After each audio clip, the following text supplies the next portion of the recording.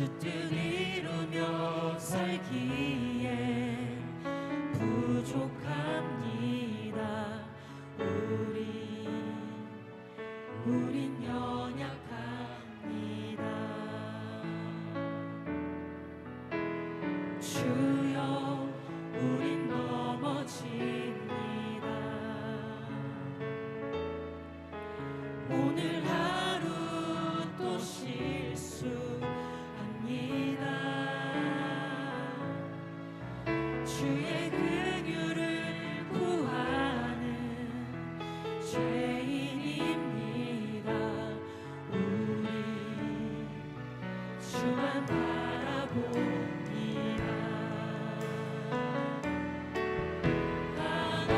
한없는 주님의 은혜 온 세상 위에 넘칩니다.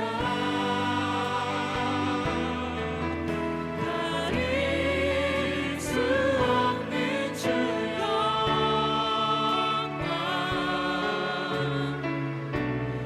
온 땅 위에 충만합니다. 주님만 있기를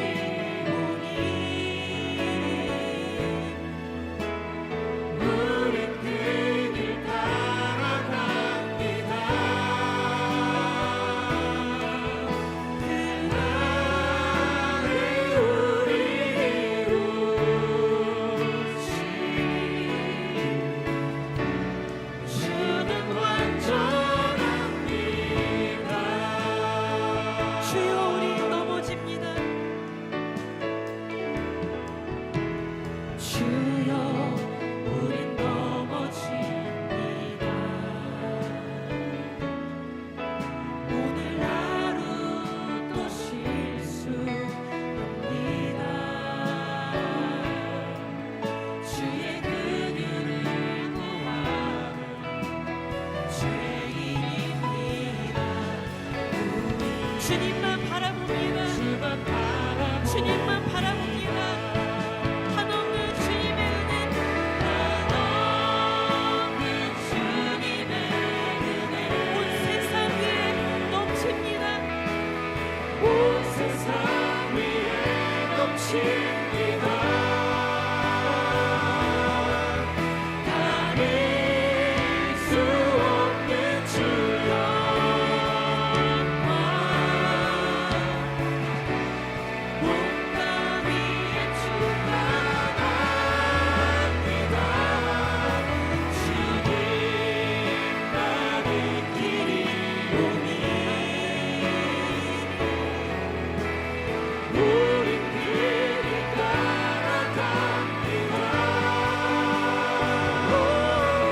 그 날에 우리 이루시 주님만이 길이오니 주님만이 길이오니 우린 그 길 따라갑니다. 우린 그 길 따라갑니다. 그 날에 우리 이루시 주는 완전합니다. 아멘. 붙드는 믿음 광야 시리즈 지난주 거는 인생의 길을 걷는 지혜에 대한 말씀을 나누는데 광야께서 오늘 1번입니다. 1번. 예. 광야께서 붙드는 믿음. 여러분 인생의 광야에서 우리를 끝까지 붙드는 것이 환경이 아니라 하나님을 향한 믿음이라는 것 믿으실 수 있겠습니까? 우리 모두는 광야길을 걷고 있습니다. 누군가는 자녀의 문제를 안고 광야길을 걷습니다. 누군가는 건강 문제를 안고, 누군가는 경제적인 문제 때문에, 누군가는 관계의 아픔을 맞닥뜨리면서 광야길을 걷기도 합니다. 그 광야길을 걷는다는 거 참 쉽지 않죠. 힘겹고 숨 막히고 눈물 나고 한숨이 깊게 지어지는 그런 광야길입니다. 요즘을 100세 시대라고 그럽니다. 100세 시대라는 말은 우리가 성경에서 100세를 넘는 사람들이 많이 나왔던 것처럼 우리가 100세 시대를 넘기는 삶을 사니까 100세 시대라는 말은 이 땅에 오래 산다 그 말이죠. 그런데 저는 이게 이 땅에 오래 사는 것은 맞는데 이런 생각이 한편으로는 이 땅에서 광야 생활을 오래 해야 되는구나. 오래 사는데 광야 생활을 더 오랫도록 걸어야 되는 게 이 시대구나 그런 생각을 했습니다. 예. 성경학교 때 제가 말씀을 자꾸 나눴는데 타이핑을 하다가 이 시대는 100세 시대입니다. 타이핑하다가 멈췄어요. 아씨, 그럼 우리 주님 만날 날이 멀어지는 거잖아. 그 진짜 제가 타이핑하다가 그런 마음이 들었습니다. 여러분 주님 빨리 만나고 싶습니까? 아멘입니다. 예, 100세 시대는 우리가 광야 시대를 더 오래 걷는 시대라는 뜻이기도 합니다. 그래서 중요한 것은 오래 사는 것이 아니라 어떻게 이 오래 걸어야 될 광야길을 어떻게 걸어가느냐, 이게 더 중요합니다. 사람들은 광야를 걸을 때 필요한 것이 돈이 있어야 된다고 합니다. 돈. 광야길을 걸어가는데 돈이 필요하지. 돈. 네, 돈 필요합니다. 어떤 분은 집이 있어야 된다고. 이 광야길을 가는데 그래도 가족 가완성, 지구 평천화, 가정이 평안해야지 집이 있어야 된다고. 네, 맞습니다. 집도 있어야 됩니다. 어떤 분은 건강이 필요하다고 합니다. 어떤 분은 광야길을 걸어가는데 좋은 배우자가 필요하다고 합니다. 그러나 우리 하나님께서 뭐라고 말씀하시느냐? 그것보다 더 중요한 게 있다. 그런 모든 것들도 필요하지만 그것보다 더 중요한 게 있다. 그게 뭔지 아느냐? 믿음이다 라고 말씀합니다. 모세의 광야 앞에서 두려워했습니다. 오늘 본문은 하나님께서 모세에게 다시 말씀하시는 장면입니다. 오늘 10절 11절 한번 보시겠습니까? 여호와께서 모세에게 말씀하여 이르시되 들어가서 애굽 왕 바로에게 말하여 이스라엘 자손을 그 땅에서 내보내게 하라. 바로에게 가라는 겁니다. 바로에게. 그런데 모세는 쉽게 순종하지 못했습니다. 왜냐하면 광야가 두려운 겁니다. 바로라는 것은 모세의 앞에 놓여진 광야입니다. 왜 두려워했을까요? 모세는 애굽을 너무 잘합니다. 애굽을 40년 동안 애굽에 머물면서 그는 애굽을 보았고 애굽을 익혔고 애굽을 알았습니다. 애굽이 엄청나게 두려운 곳이라는 걸 알고 있습니다. 그리고 애굽에 있는 권세자들, 그 권세자들이 어떤 자인지 그 권세자들의 그 안악함도 모세는 알고 있었습니다. 바로의 안악함 더욱더 잘 알고 있었습니다. 그래서 모세가 말합니다. 12절 보십시오. 모세가 여호와 앞에 아뢰어 이르되 이스라엘 자손도 내 말을 듣지 아니하였거든 바로가 어찌 들으리이까? 나는 입이 둔한 자이니이다. 모세는 이미 광야에 두려운 마음이 있기 때문에 못한다는 이 마음이 가득하니까 변명과 핑계가 늘어나기 시작합니다. 나는 못합니다. 나는 못합니다. 나는 말도 못합니다. 그러면서 모세는 자신의 부족함을 바라봅니다. 자신의 부족함. 그러나 하나님은 모세의 능력을 보신 것이 아니었습니다. 하나님은 하나님의 계획을 보고서 모세에게 바로에게 가라 말씀한 겁니다. 우리의 능력을 보고 가라 말씀하지 않습니다. 하나님의 계획 속에 말씀하시는 겁니다. 그래서 하나님은 다시 말씀하시는 겁니다. 가라, 가라. 하나님은 포기하지 않습니다. 왜요? 하나님의 계획은 반드시 이루어질 것이기 때문입니다. 그런데 우리는 광야길을 걸어가면서 늘 모세처럼 생각한다는 겁니다. 늘 모세처럼. 이 문제 하나만 해결되면 난 행복할 거야. 그럴까요? 아니요.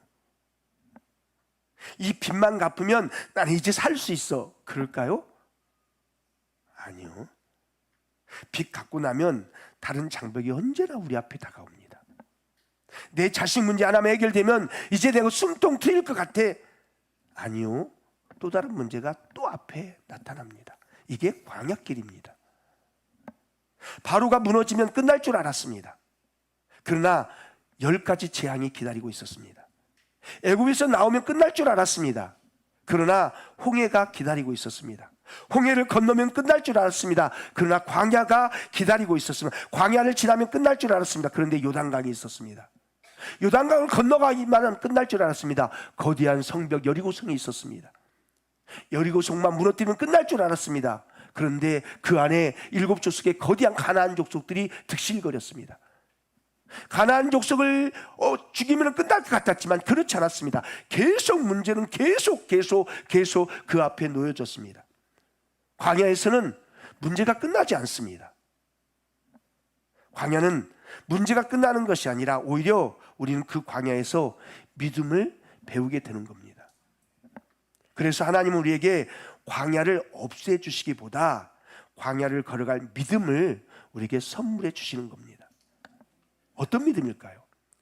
저는 오늘 2가지 믿음을 살펴보려고 합니다. 첫 번째는 광야를 걸어가는 사람들에게 이 믿음을 가지고 걸으라는 겁니다. 하나님의 사랑에 대한 믿음이요. 하나님의 사랑에 대한 믿음. 이스라엘 백성들은 홍해를 건넜습니다. 여러분, 홍해는 단순히 바다가 갈라진 사건이 아닙니다. 단순히 바다가 쫙 갈라서 거기를 걸었더라, 이 사건이 아닙니다. 하나님께서 그 홍해에 갈라진 그 사건은 하나님께서 이렇게 말씀하시는 사건입니다. 내가 너희를 버리지 않았어. 내가 너희를 얼마나 사랑하는지 알아. 난 너희를 사랑해. 이게 홍해가 갈라진 사건 속에 담겨져 있는 하나님의 강력한 메시지입니다. 나는 너희들을 결코 버리지 않는다. 나는 너희들을 영원히 사랑한다. 여러분, 고린도전서 10장 1절부터 4절에 보면 홍해 사건을 세례 사건과 연결시킵니다. 한번 읽어보시겠습니까? 시작. 형제들아, 나는 너희가 알지 못하기를 원하지 아니하노니 우리 조상들이 다 구름 아래에 있고 바다 가운데로 지나며 모세에게 속하여 다 구름과 바다에서 세례를 받고 다 같은 신령한 음식을 먹으며 다 같은 신령한 음료를 마셨으니 이는 그들을 따르는 신령한 반석으로부터 마셨음에 그 반석은 곧 그리스도시라. 우리는 예수 그리스도를 믿음으로 죄의 바다를 건너버린 사람들입니다. 그렇다면 광야를 걸어가면서 가장 먼저 붙들어야 되는 믿음이 뭐냐? 하나님은 지금도 나를 사랑하신다는 겁니다. 요한복음 3장 16절 우리는 너무도 잘 알고 있습니다. 하나님이 세상을 이처럼 사랑하사 독생자를 주셨으니 이는 저를 믿는 자마다 멸망하지 않고 영생을 얻게 하려 하심이다. 하나님은 그냥 말만 하지 않았습니다. 하나님은 사랑이라는 것은 말로만 하지 않고 하나님의 사랑이 어떻게 나타났냐? 십자가에서 증명되었다. 그렇게 말씀하십니다. 하나님은 사랑한다만 말씀하시는 것이 아니라 독생자를 내어 주심으로 하나님의 사랑을 우리에게 확증하셨답니다. 그러므로 여러분, 우리는 광야에서도 하나님이 나를 살리기 위해서 독생자 아들을 십자가에 내놓으시면서까지 나를 사랑하신 것을 확증해 주셨던 것처럼 우리가 광야길을 걸어가면서 여전히 그 사랑은 여전히 나를 향하고 있다. 여전히 그 사랑은 나를 향해서 풍성하게 흐르고 있다. 이 사실을 믿는 겁니다. 이 믿음이 우리로 하여금 광야길을 걷게 합니다. 하나님의 사랑을 의심하지 않는 거예요.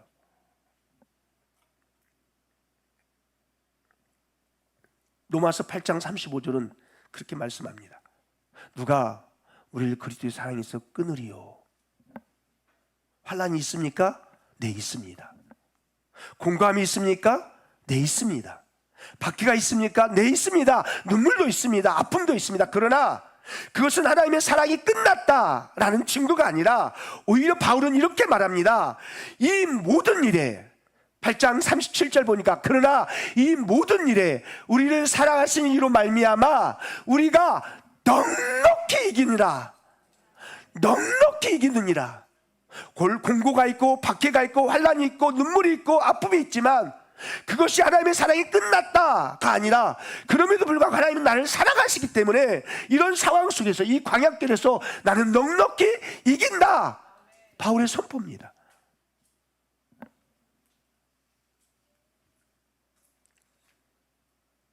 승리는 문제가 없어지는 것이 아니라 승리는 하나님의 사랑을 믿을 때 일어납니다.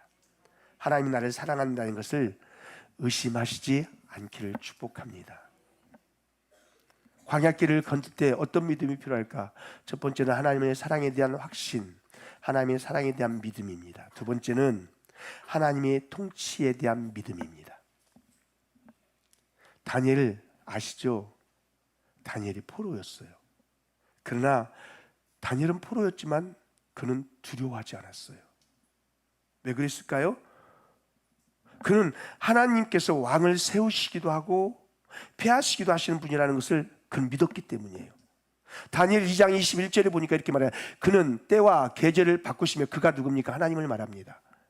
하나님은 때와 계절을 바꾸시며 왕을 폐하시고 왕을 세우시며 지혜자에게 지혜를 주시고 총명한 자에게 지식을 주시는도다.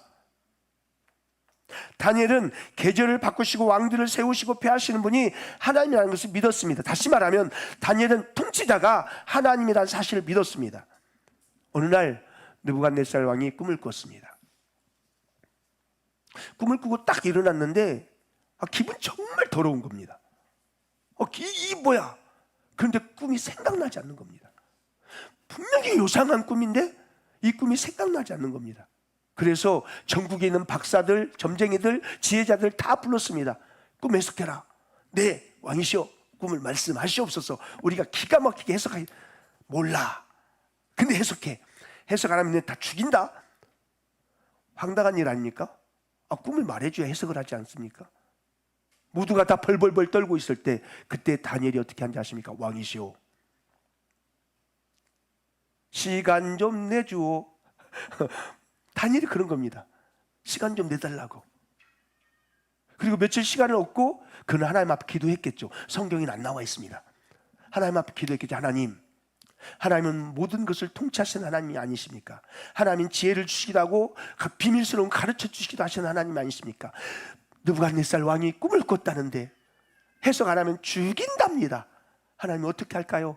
그때 하나님께서 그 꿈을 가르쳐 주신 거죠. 그리고 느부갓네살 왕 앞에 다니엘이 섰습니다. 왕이시여, 제가 꿈을 해석해 드릴게요.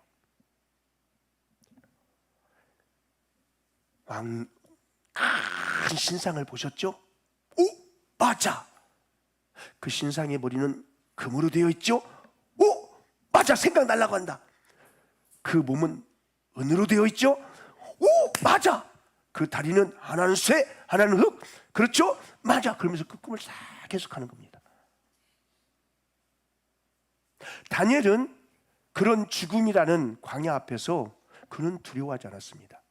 왜요? 하나님의 통치하신 하나님이라는 것을 그는 믿었기 때문에 이 상황 속에서도 주님은 통치하실 거다. 그 믿음이 광야길을 담대하게 걷게 하는 겁니다. 여러분, 요셉은 이 진리를 너무도 우리에게 잘 보여줍니다. 형들은 요셉을 버렸습니다. 노예로 팔았습니다. 억울한 감옥 생활도 했습니다.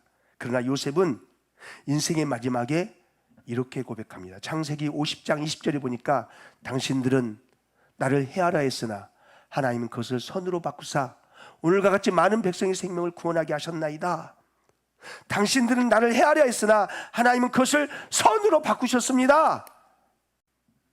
사람들은 상처를 주었습니다. 그러나 하나님은 그 상처를 통치하셨습니다. 사람들은 요셉을 팔았습니다. 그러나 하나님은 요셉을 보냈습니다. 요셉은 광야에서 돌아보며 깨달았습니다. 자기의 광야 여정을 돌아보니까 한 걸음도 하나님의 손 밖에 벗어난 적이 없다는 것을 요셉은 깨달은 겁니다. 이런 믿음이 요셉으로 하여금 그 광야를 견디게 한 겁니다. 우리의 광야에서도 마찬가지입니다. 우리는 축복하기 참 어렵습니다. 용서하기 참 어렵습니다. 사랑하기 참 어렵습니다. 왜 그렇습니까? 광야가 힘들기 때문입니다. 그래서 매일 이 통치하신 하나님의 믿음을 붙들어야 됩니다. 저는 아침에 깰 때 첫 생각을 하나님께 드리는 것을 굉장히 소중하게 여긴다고 했습니다. 아침에 깰 때 첫 번째로 들어오는 생각, 이 생각을 가지고 하나님께 올려드리는 시간을 갖습니다. 하나님, 오늘 또 저를 사랑하시는 주님, 오늘 또 내 인생을 통치하시며 다스리는 주님, 오늘 내 첫 생각을 주님께 올려드립니다 하면서 하나님 앞에서 살아보려고 몸부림을 쳐봅니다. 하나님의 말씀을 따라 가보려고 몸부림을 쳐봅니다. 그런데도 요 모양입니다. 그런데 만약에 우리 하나님을 향한 믿음을 붙잡지 않는다면 우리 세상 사람들과 뭐가 다르겠습니까? 살아보려고 몸부림쳐도 요 모양인데, 우리는 광야길을 걸으면서 이 통치하신 하나님의 믿음을 붙들어야 됩니다. 예수님은 우리보다 먼저 광야를 걸어가셨지 않습니까? 예수님은 광야에서 사탄의 시험을 받으셨습니다. 겟세마네 동산에서 피땀 흘리면서 기도하셨습니다. 십자가에 온 세상의 죄를 짊어지셨습니다. 그러나 끝까지 아버지의 사랑을 주님은 신뢰했습니다. 끝까지 아버지의 뜻과 통치를 그분은 신뢰하셨습니다. 그래서 십자가를 견디셨고 마침내 부활의 영광에 이르게 되신 겁니다. 오늘 우리도 광야를 걷고 있습니다. 여전히 문제가 있습니다. 내일 또 새로운 여러 가지 어려움이 찾아올 수 있습니다. 그러나 두려워하지 마십시오. 우리의 믿음은 내 결심이 아니라 십자가에서 하나님의 사랑에 확증하신 예수 그리스도 위에 서 있는 믿음입니다. 그 위에 서 있다면 우리 주님께서 우리 이끌어 가실 겁니다. 우리의 믿음은 내 능력이 아니라 지금도 만물을 다스리시는 우리의 삶의 선으로 이끄시는 하나님의 통치 위에 서 있습니다. 그러므로 사랑하는 성도 여러분, 광야가 끝나기를 기다리지 마십시오. 오늘 하나님의 사랑을 붙드실 수 있기를 축복합니다. 오늘 또 하나님의 통치를 신뢰하실 수 있기를 축복합니다. 그 믿음을 붙드는 사람은 광야가 끝난 뒤에 승리하는 그런 사람이 아니라 광야 한가운데서도 승리하는 삶을 살아갑니다. 우리는 하나님의 선택받은 백성들입니다. 우리는 홍해를 건넌 하나님의 사랑을 받은 존재들입니다. 하나님은 우리를 통치하십니다.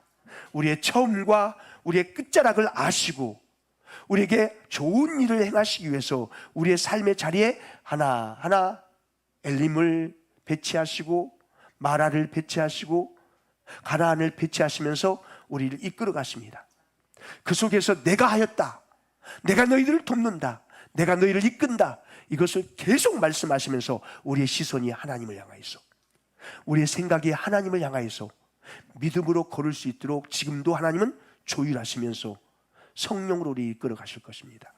합력하여 선을 이루시는 이 하나님의 사랑, 이 하나님의 통치에 우리의 믿음이 열려져서 광야길을 걸어가는데 믿음 싸움으로 승리하는 저와 여러분 되시기를 주님의 이름으로 축복합니다. 고마우신 하나님 감사합니다. 말씀하여